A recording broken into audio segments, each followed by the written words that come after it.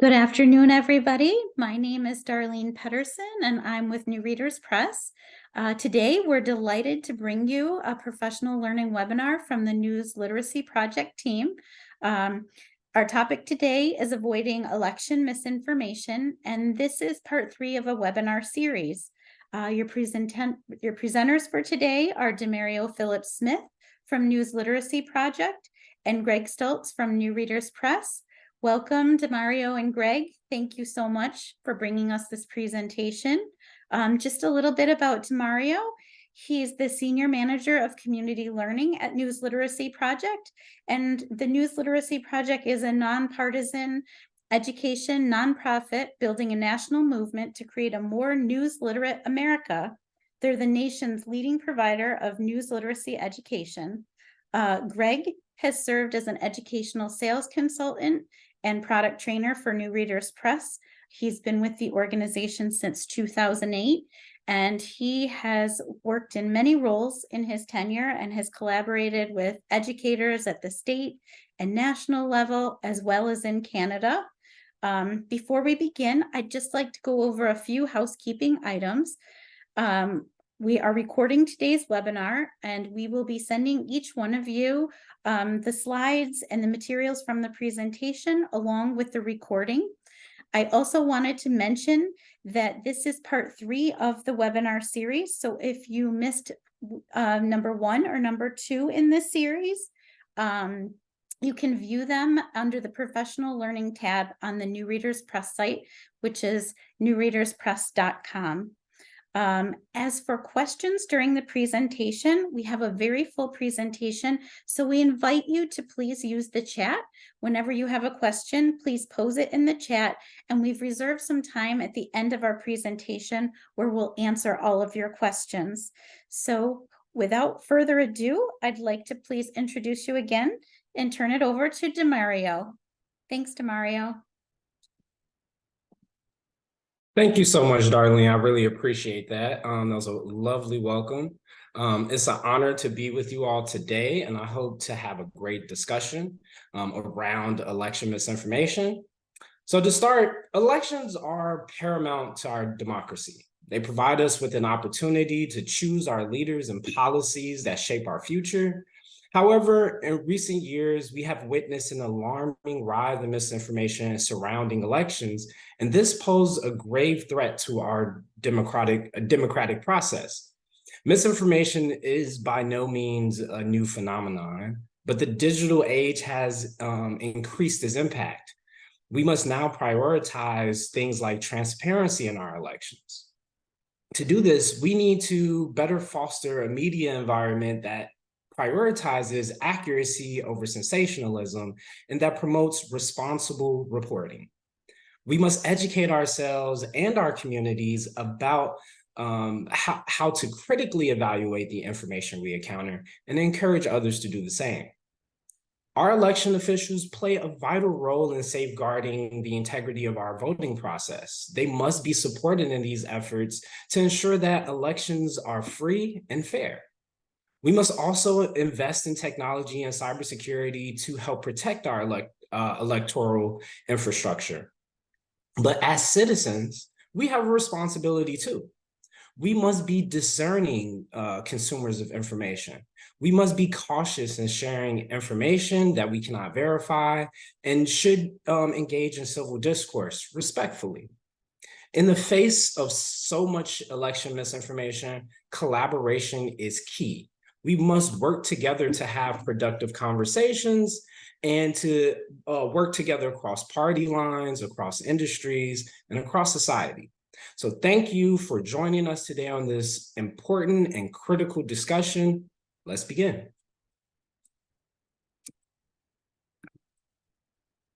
So before we get started, a little bit about me. I'm a journalist and a former marketing and communications professional.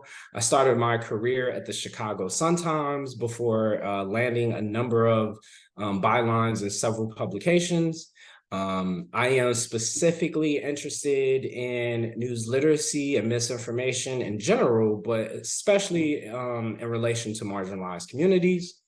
If for some reason we are unable to get to a question that you have today, you can always email me at my email, dphipps-smith@newslit.org, and I'll try my best to get back to you with a timely response. Thank you. So when we think about elections and we think about election misinformation, we have to think about where election information comes from. And they come from various different places. And most of these different sources of election information have different purposes. And so in order to best protect ourselves from election misinformation, we have to understand the roles and purposes of certain types of election information. So a key question to ground yourself in when you're doing this work is this information trying to inform me, persuade me, or manipulate me? So we'll start with trying to evaluate the credibility of sources that are trying to inform us, right? The things that are trying to give us the who, what, when's, where of a thing. Basically, the news, right? Determining things that are trying to inform us are typically news items. So what is news? News is information that informs you through fair and impartial reporting about local, national, and international events, also about people of interest like politicians and athletes and other celebrities, right? Just keeping you in the know, keeping you abreast of the activities and events and the people of interest in your lives.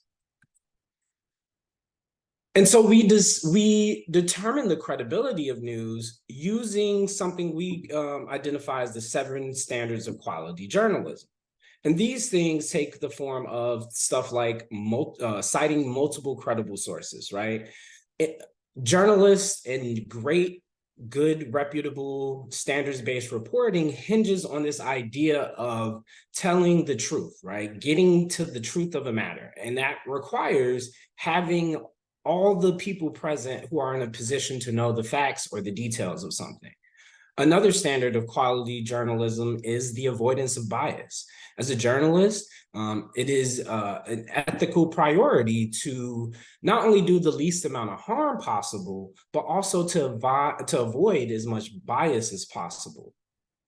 Another standard is balance, right? And not just literally having things equal on one side or the other, but it's how you talk about people. It's the way that you describe people, right? It's the way that you describe the situation, and also the people you talk to. Have you talked to people who are most affected by an issue, who are close to an issue? And these type of standards really determine if a news source is credible, right? This is a great guideline to help you understand if something is credible enough for you to read and use as far as information gathering. So not to be repetitive in any way, as I'm sure most of us have seen news reports and we've seen news articles, but in today's tricky media landscape, it can get a little muddied, right? Some news articles are looking like blog posts and some blog posts look like news articles. So here is a reminder of what the structure of news should look like. The first thing that we see is the headline, right? And these are created in a way to make it what we call a jargon term we call keeping it pithy and punchy, right? So keep it short and sweet.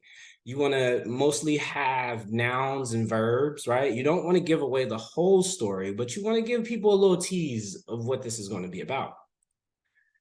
The next thing to pay attention to is the lead. The lead of the article spelled L-E-D-E, which is different than L-E-A-D because of, working in a newsroom, you might, write the word lead, but the lead is something else in a journalism sense. It's a jargon word. So it's not spelled wrong. It's just a jargon word in journalism. But basically the lead summarizes the main points. And typically you'll see that in the first or second graph of a news article. But with digital organizations becoming more prominent, you'll often see the subheader, which is right under the headline. You'll often see the subheader also act as the lead in some organizations. News articles also clearly attribute who wrote the article, right? Sometimes you'll see one person like the journalist mentioned here, or you'll see a number of people, right? Sometimes there's cross team efforts, sometimes there's cross organizational efforts where you see multiple newsrooms work together on a story, or usually a series of stories. And then if you notice, you'll see quotes and facts and evidence, right? But these are in good journalism and reputable standards-based journalism, you'll see quotes and facts attributed to specific sources. So typically when you see a quote in a news article, it'll be followed up with that person's name and their title. But I think this is a good example of like how descriptive you really need to be when you're creating a news article. In this quote, the writer wrote, said Allen, who has been the East Texas County's top elected official for more than 15 years. That's really good context for people to know, right? Like not only is this person an elected official, they're a person who has been at the top of the political game in this state. So attribution and details is key.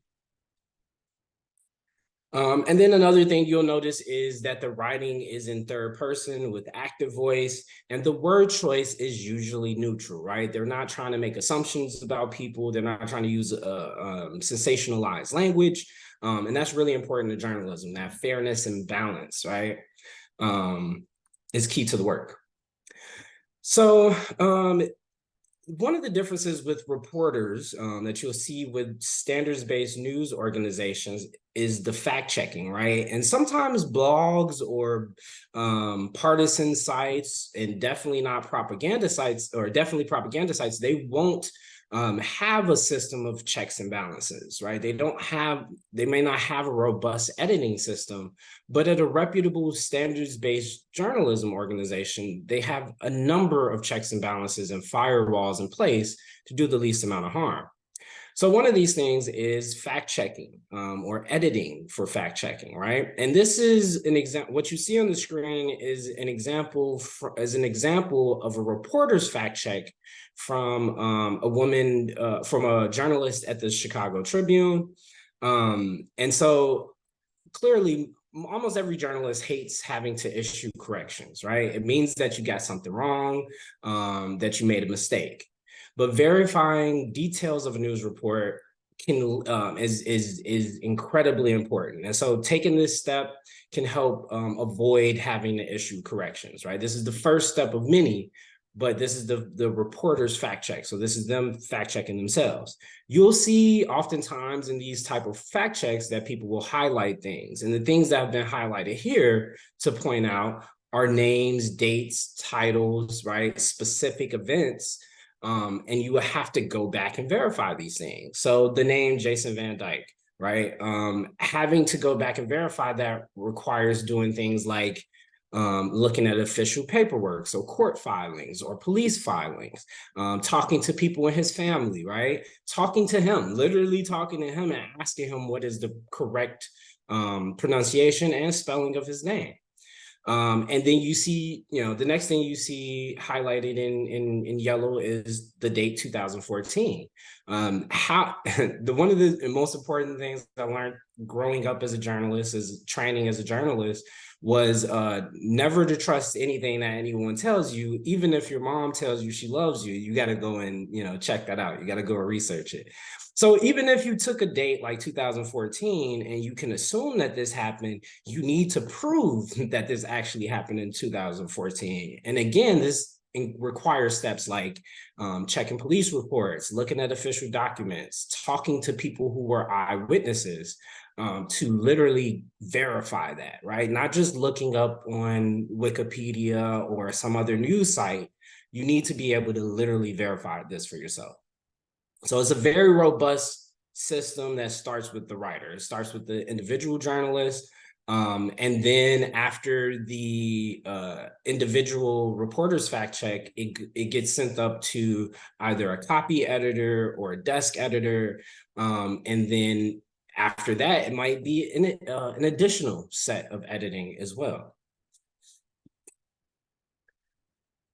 So journalists seek to find information from various amounts of sources. Each type of source can have different information that can add to the story.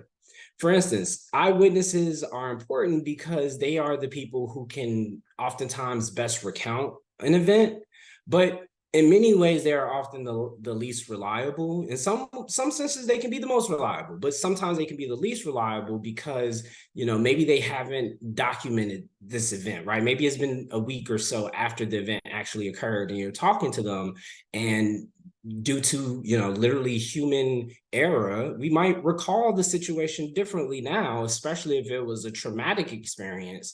You might recall it differently a few days later than you would in the actual moment. So depending on the circumstances, eyewitnesses can be the most verifiable people to talk to, the most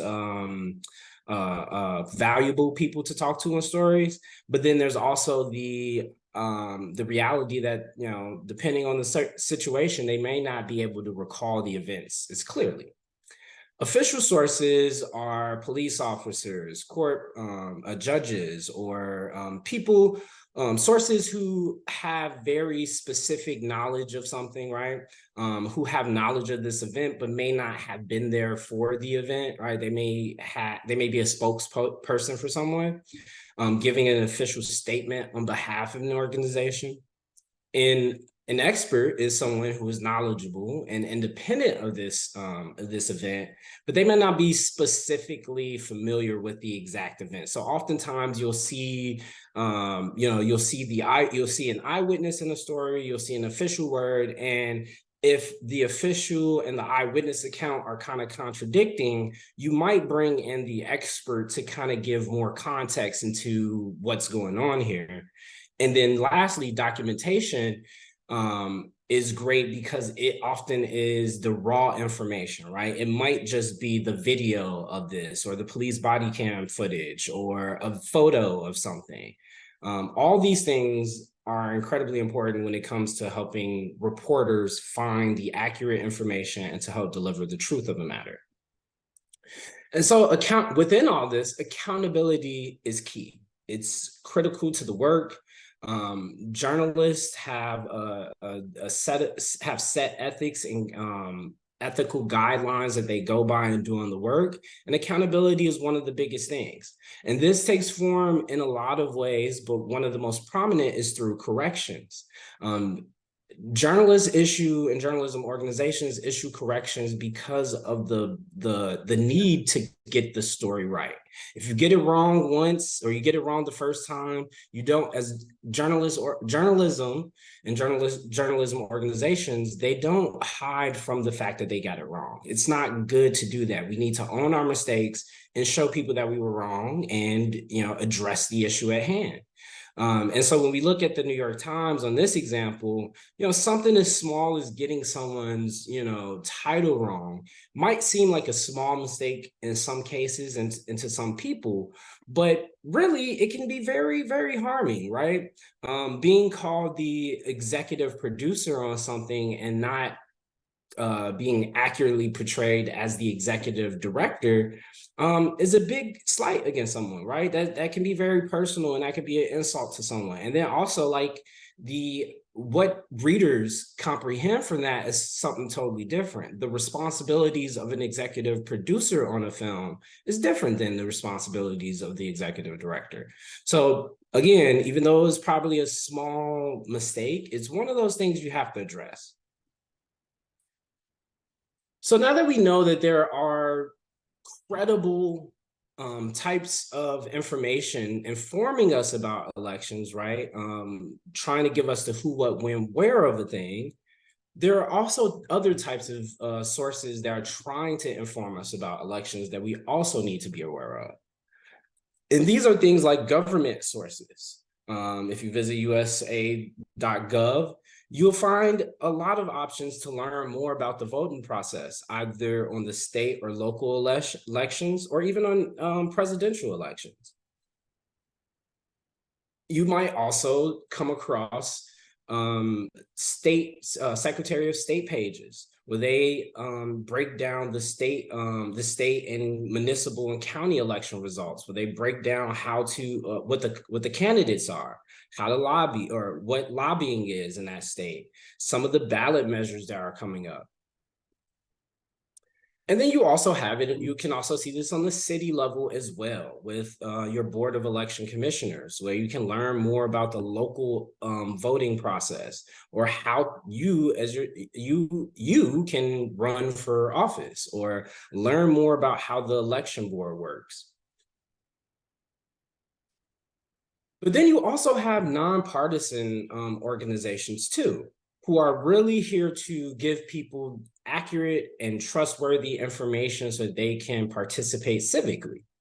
So you have things like the National Association of State Election Directors, who are trying to promote accessible, accurate, and transparent elections in the country. And things like vote411.org, which was launched by the League of Women Voters in 2006 as a nonpartisan way to gather election-related materials and information.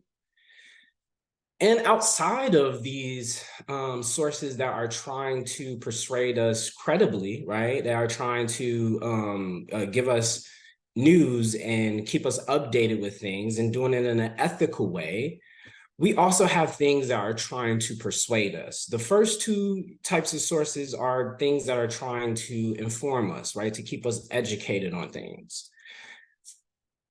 But when we think about things that are trying to inform us, we got to think about what credible or things that are trying to persuade us. We got to think about what credible persuasion is.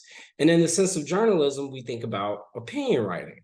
So opinion is information that's trying to persuade you to adapt a specific point of view through a fact-based argument. So political persuasion comes in many sources. And we see this, especially at newspapers and news organizations, through op-eds and opinion pieces. But then we see also soft news and infotainment, like The Daily Show, or Tomorrow Show, I forget the name, the show on HBO. And then you also have fundraising emails and flyers from political candidates or parties. And then you also have their actual official party pages and candidate pages, which you would assume would be things that are trying to inform you. And that is one of the purposes. But don't get it confused. They're trying to persuade you to act on something as well. So when we look at opinion through the lens of news writing, through opinion writing, credibility can be found on verifiable facts, sound and logical reasoning, and it doesn't seek to avoid bias. Like, that's the purpose of opinion, right? Opinions are inherently biased. But they're also good, credible opinion journalism isn't trying to ignore or discredit opposing views. It looks at itself as trying to start a conversation, right? To build a conversation. So one type of opinion writing comes in the form of editorials, which reflect the opinion of the editorial board. And the editorial board of a news organization is comprised mostly of the newsroom leadership. So like the editor-in-chief, the desk editors, the managing editor, they usually form the editorial board who create these editorials. And editorials often cover complex issues, things that might influence public opinion, and a number of newspapers historically have endorsed candidates, political candidates that align with their values. Editorials have good, credible opinion writing, have a clear thesis that is supported by sound logic and evidence. But again, good, credible journalism doesn't refute opposing viewpoints and doesn't try to discredit them. Instead, they offer up the stage to create a conversation, and hopefully a national conversation, something that can be bigger and create more impact. So you might see, when you're looking at opinion writing, a number of different jargon words to kind of designate what it is. In this example, you see the word perspectives plastered above this headline. And one of the problems with the journalism industry is that they assume everyday people understand the jargon words and can distinguish what that means. Perspective can mean a lot of different things, right? But in this sense, it means, as a journalist, I know that this means opinion, right? Perspectives, views, voices, all these different like little terms that you might see in journalism might indicate opinion writing. But sometimes, writing opinion under it doesn't oftentimes, the first thing you might see is perspective, and then you might see the title. For some reason, you might not see this, or it might not be prominent enough for you to understand that this is opinion. And so just by slapping the word perspectives on it doesn't really do much to help people distinguish it. So in journalism, opinion writing needs to be labeled clearly, or else in many times it gets confused with news writing, which is problematic. So again, opinion writing includes anything from op-eds to columns to editorials and even editorial cartoons. Another type of opinion and commentary is the talking heads thing, right? That you might see on TV. But the views of these talking heads often reflect their views, not necessarily the views of the editorial board. In fact, in a number of cases, the talking head might be in direct opposition to the views of the editorial board. But because, like I mentioned in the previous slides, you're trying to create a conversation, right? You're trying to get people talking about an issue that helps open up the discussion. A lot of times when you look at newspapers, when they, when they publish an opinion piece, and there's multiple sides to this, this issue, they'll often publish one side or, one strong opinion about it, and then try to find someone with an opposing viewpoint to give people context to the issue. Political websites can be informative, right? You can learn a lot from being on a political party website or a political candidate website, but their main purpose is to try to persuade you into some type of action. So we look at official party pages, right? The RNC and the Democratic page are both, here to inform you about what the parties are doing and some of their initiatives. But if you look at their homepages, it's clear what they're trying to do, right? With the RNC, you see it, they have you, enter your information in, right? And they're doing this so that they can give you more updates about the stuff that they're doing so that you can hopefully listen to what they're doing, change your viewpoints on things, and then support their campaigns and vote for their candidates. Same thing for the Democratic page is not the Democratic page. On the left, you see it says Democrats need your help now, right? So this is clearly trying to get you to participate, right? To persuade you into action, to get you into a call of action. Candidate pages offer you a lot of the same thing, right? You get a chance to sign up for their newsletters, to be kept abreast of the things that they're doing, to be, to get their PR, to learn more about who they are. But then with that, also, you're getting the option to get more involved, right? You see it on the image on the left, you can get more involved in this. And they even have a donate button, right? You look at these pages, they have volunteer and take action buttons so that you can participate in their campaigns. So while they can be informative to learn more about these candidates, their main goal is to persuade you into action. So again, when we're considering information meant to be persuasive, we must be careful to evaluate the claim and the supporting evidence to determine how credible it is. So now that we've walked through the sources that are trying to inform us and the sources that are trying to persuade us, it's important to go over the other group that's trying to manipulate us. So when we think about opinion, it's something that's trying to persuade you through, likely through fact-based evidence to adopt a certain point of view. But propaganda, on the other hand, promotes a single view as being the only one that's valid and true, and discredits everything else. Opinion can generally be evaluated for its logical arguments and the facts presented in it, but propaganda relies on emotional responses and minimizing your critical reasoning skills. So again, just to give you a definition for it, we define propaganda as information that provokes you, often by using false or distorted information to manipulate your emotions. And that provokes could mean anything, right? It could mean that it's getting you to share something. It could mean it's getting you to amplify something on social media. It could mean talking to your friends about this piece of propaganda, right? Which is what they want you to do.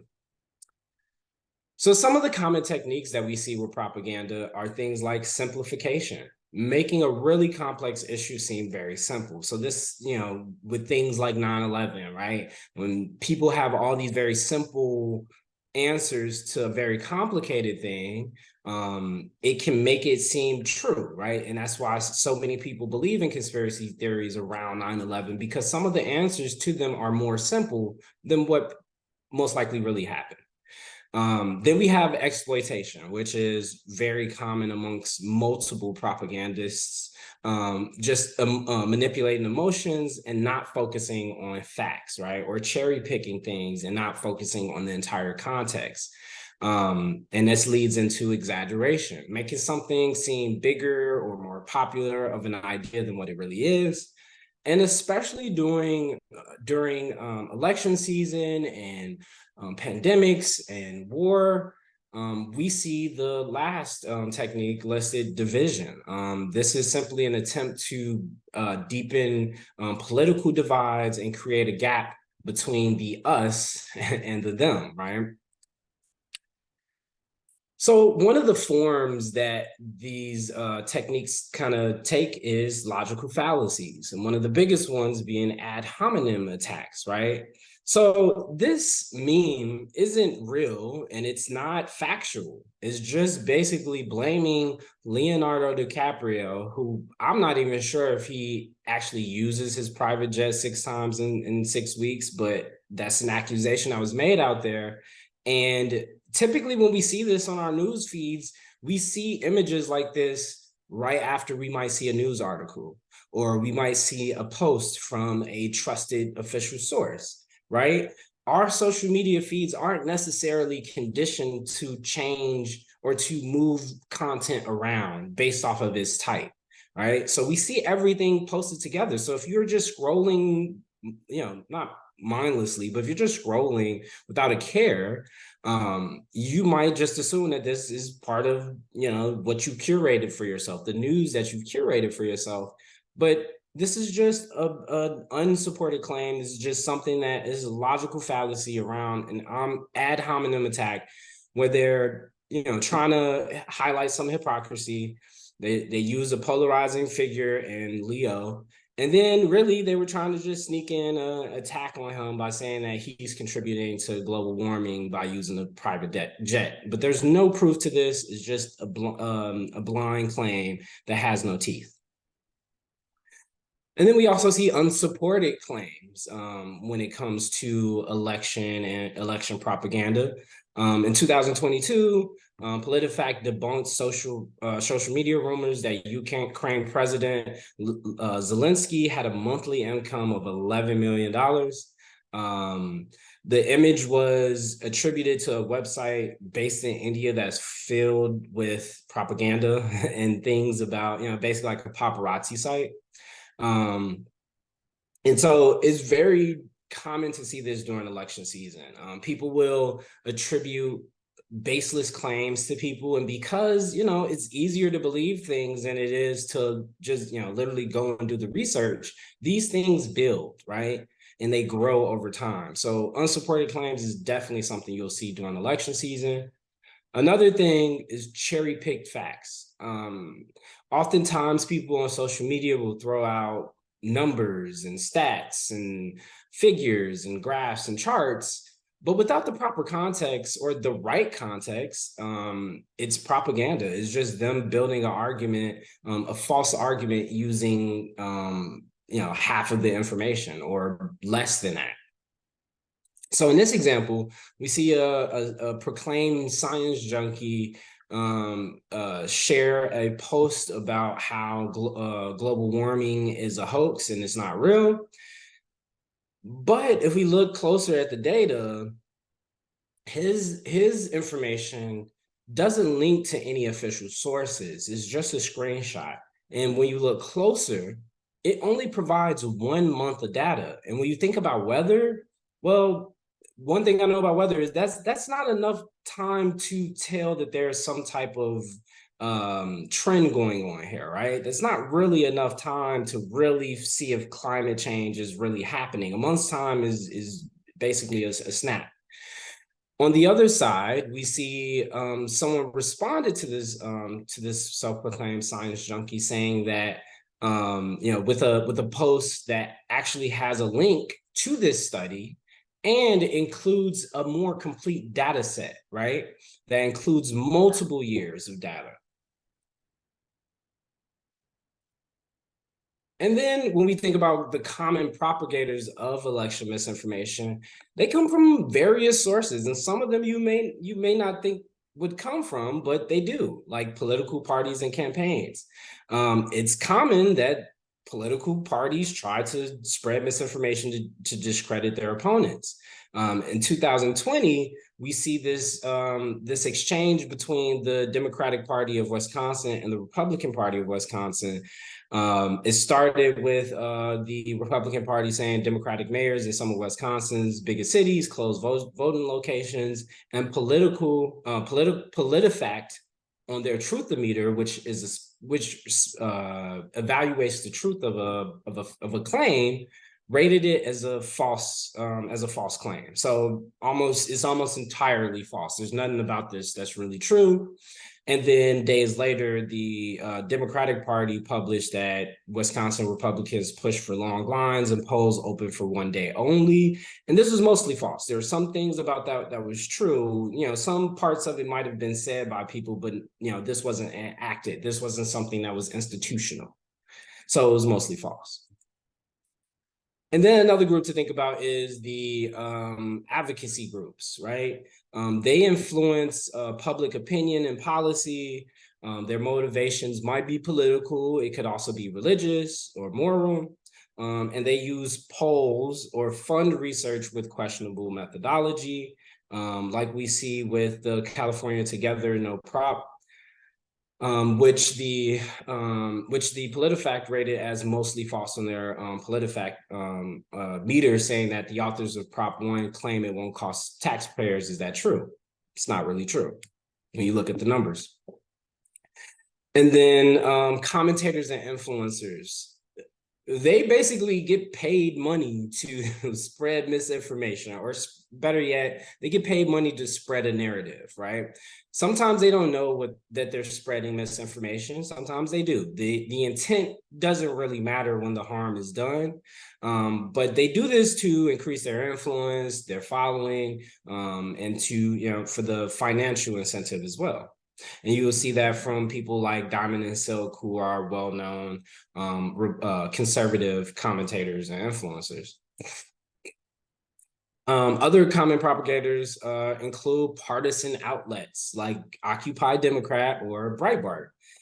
They write or republish stories from other organizations that have like misleading framing and misleading or sensational language, and they're looking to advance their political agenda, or they're financially motivated.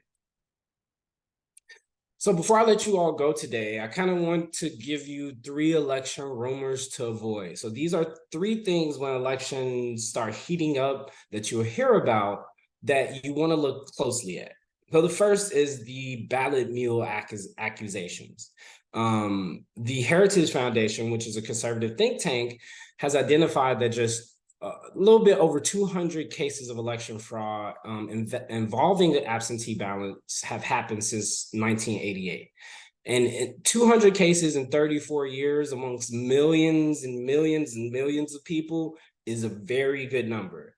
If you would like to know more about your specific state's ballot and the collection laws that they use, you can check out the National Conference of State Legislators. They have a table that you can access to learn more. But when you see posts and articles about, using loaded terms like ballot trafficking or ballot harvesting, those are red flags, and proceed with caution, slow down, really evaluate critically what's being said here, and think before you share. The next is mail-in ballot rumors. We've been voting from mail for a very long time, and it is one of the most secure things about our elections, despite what you may have heard recently. If you want to know more about your state's ballot tracking options, you can use vote.org's Track Your Ballot webpage. But to many people, it seems like it's intuitive that voting by mail would be less secure, but it's really really rare. It's even rarer than the last example that it happens. But it is something that you'll hear a lot when it comes to election season. But something, once it gets on your radar, to be alert that it might be a red flag that someone's trying to manipulate you. And then another big one is the poll worker rumors. Oftentimes, either side of the line are, when they're motivated to find something to discredit the other side, they try to attack even the smallest things. And so poll workers have a very important job. They are huge to our election process. And generally speaking, they have been a very important part of that. So if you want to know more about the election resource collection, if you want to know more about the work that poll workers actually do and what that looks like, you can also check out the National Conference of State Legislators. They have an election resource collection where you can find answers to your ballots. But again, when you hear these three types of election rumors, know that these are red flags, potentially red flags, right? Maybe there's some truth to it if it's coming from a standards-based news organization, but if not, you want to make sure that you're checking up and being abreast of what's actually their jobs, their functions, and the policies that govern them.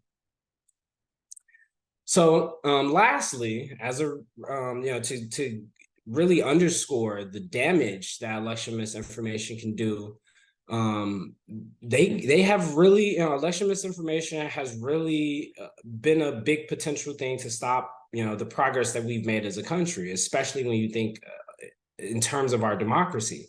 These things can lead to, election misinformation can lead to voter suppression. It can confuse voters about the electoral process. It can mislead voters about what they're actually voting for. And it can delegitimize election results without having any evidence about it, right? When we think about the last couple of elections, there was so much about election results that was called into question without even having, the required evidence to make that claim. Just by making a claim, it made us question our election process. And that's important to really note. We have to have faith in our electoral process so we can keep up our strong democracy and so that people can be active and engaged citizens in their communities. So with that, thank you so much for joining me for my portion. Greg will join, we'll hop on in a minute, but I just wanted to leave you all with a couple of links. If you want to know more about news literacy tips, if you want to know more about some election misinformation skills or tips or resources that you can have, please visit our website at newslit.org, and you can check us out on almost every social media platform at the address listed on the right. Thank you so much. And Greg, you can take over. Thank you. DeMario, thank you for great information. I'm going to go ahead and share my screen now. And DeMario, can you see, am I showing the big picture here? Yep, you're all good to go. All right.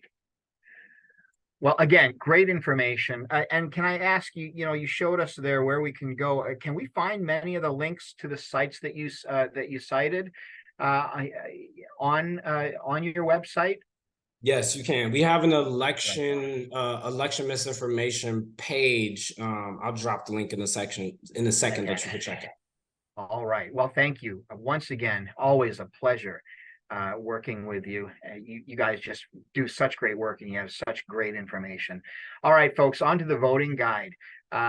This 11-page guide is a great introduction to the US's voting history and voting process. I'm going to take the next 10 minutes or so to give you a brief overview and share some ideas for student activities and discussions. Some can be easily created from the guide alone, while others are extension activities that allow you to take a deeper dive into the topics using other print, TV, and online sources, many of which DeMario mentioned. So let's take a look at the voting guide. Page 1 of the guide talks about who can vote and who does vote. Several ideas jumped off the page at me as I read through this. For example, you could use the data on recent voting patterns on this page to create charts and graphs. I love charts and graphs with students. For example, the number of voters in 2020 versus 2016, or maybe voting percentages based on age, on racial or ethnic groups.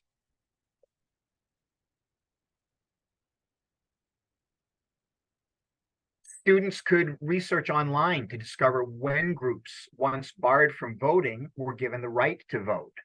They can work in pairs or small groups and present their findings using a timeline. I love using timelines, charts, graphs.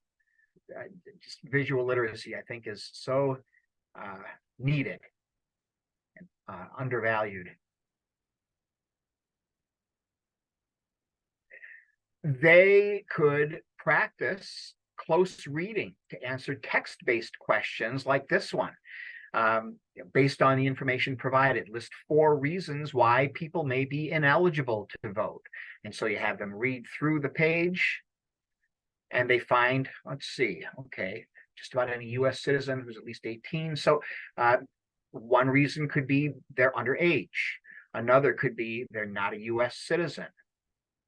Reading on, they find that yet another reason could be, well, the person is a convicted felon. Or even in some instances, it's deemed by a judge that the person is mentally incapable of voting.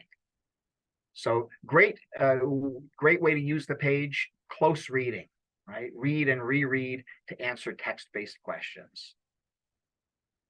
Yet another thing that you could do, students could discuss or even debate past and present voting regulations that are here on the page. For example, why do you think people who couldn't read or write were not allowed to vote in our past? Great topics here. The top of page 2 talks about the importance of voting and offers several reasons why people should vote. And then the chart at the bottom lists reasons that registered voters gave for not voting in 2020. Some activities, well, you could use the information as a springboard for discussion. You could have students offer additional reasons to vote, right, that were not listed on the page.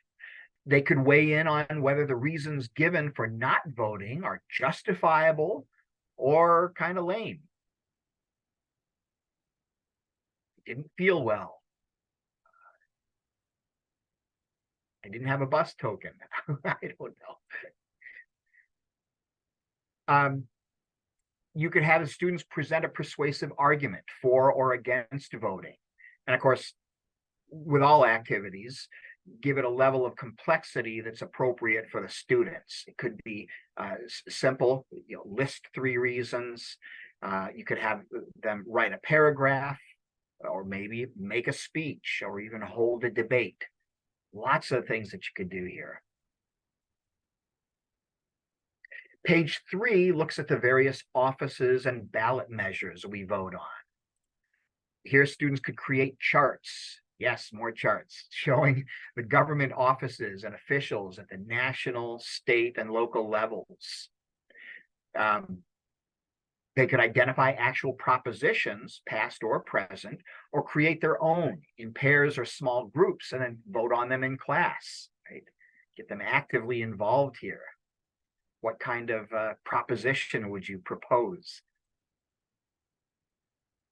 Page 4 outlines the presidential election process.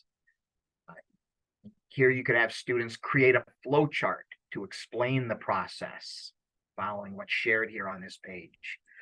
And maybe even brackets, I call them brackets, to follow the candidates through the election session, right? Much like March Madness, only with the candidates. You could have them look up how many electoral votes your state has, and maybe compare your state with others.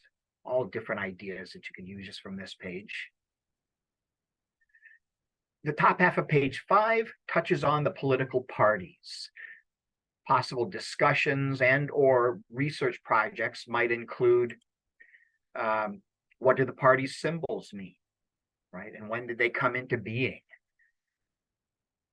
What are the main values, beliefs, and goals for each party? Who are the current office holders and candidates in each party? Maybe you want to talk about where your state or city falls on the political map. Right? Is it a blue city? Is it a blue state? And then the bottom of page 5 lists some ways to gather information on the candidates and the issues. You could use this list to create a classroom poll asking students which source or sources they trust in order of reliability, and then create a chart to show and discuss the results.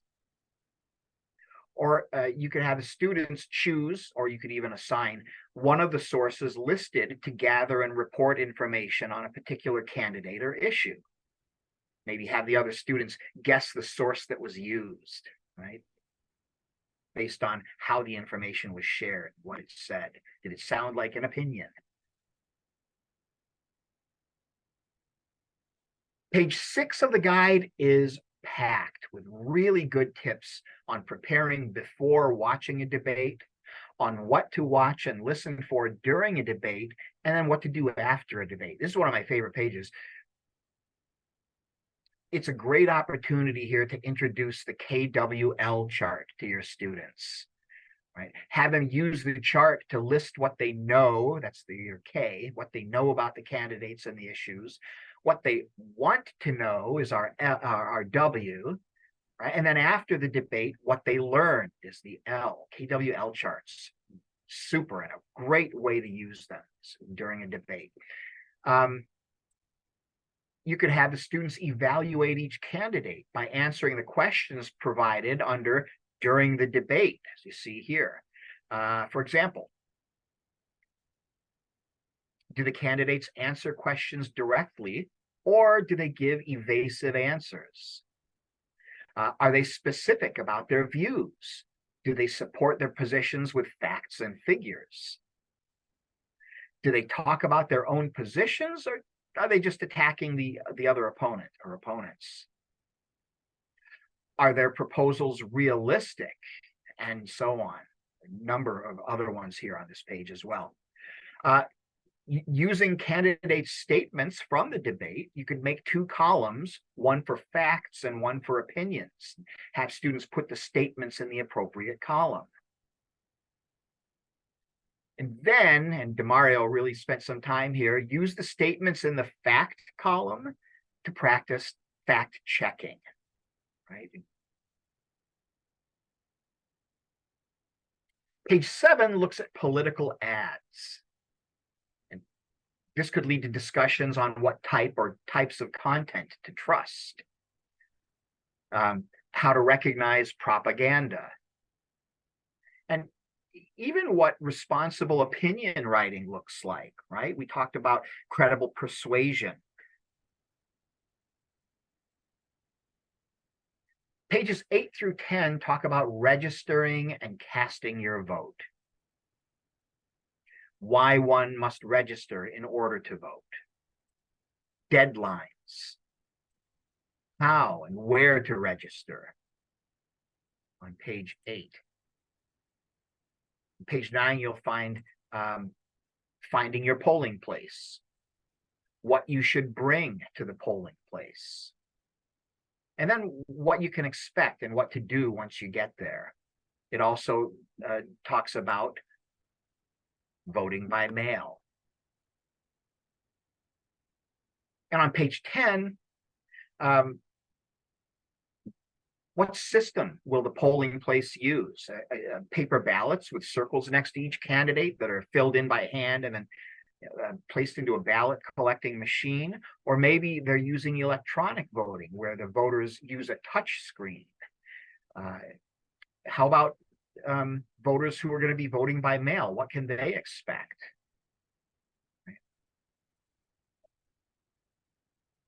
Some activities for pages 8 to 10 could include creating their own procedural document for registering and voting, right?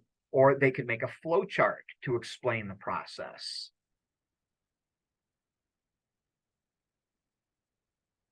And then the last page, page 11, has definitions for terms found in the voting guide, which are commonly used in elections. It's a really handy resource. The voting guide is free to everyone. You'll find it by going to newsforyouonline.com there at the top. And although you can't, if you don't have a subscription, you won't be able to access the articles and have full access. You will be able to get here to the tips for teachers. And then what you would do is right there in the center, tips for teachers, click on that, and you'll find that it's on the right-hand side under the teacher's guides. See it there. Anyone can go here, newsforyouonline.com, and then click on tips for teachers, and under the teacher's guide, go to the voting guide. That's downloadable PDF, free to photocopy and share with students. Now, if you scroll down the tips for teachers page and click on news literacy, which you see there on the left, you'll find activities, fact-checking sites, and other resources. Hey, is that the News Literacy Project down near the bottom? Yes, it is. Right, under resources, but this is a great place to go. Again, on newsforyouonline.com, tips for teachers, and this is all free.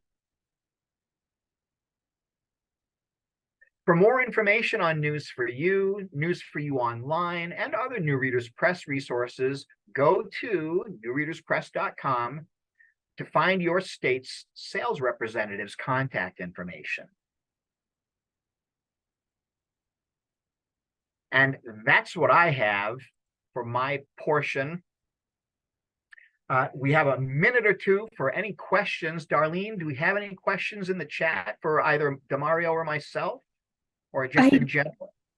I don't have any questions in the chat. We'll wait another minute or two if anyone would like to put anything in there. And while we're waiting, I'd just like to say thank you again to DeMario. We really appreciate you and the News Literacy Project participating in these 3 webinars for this series.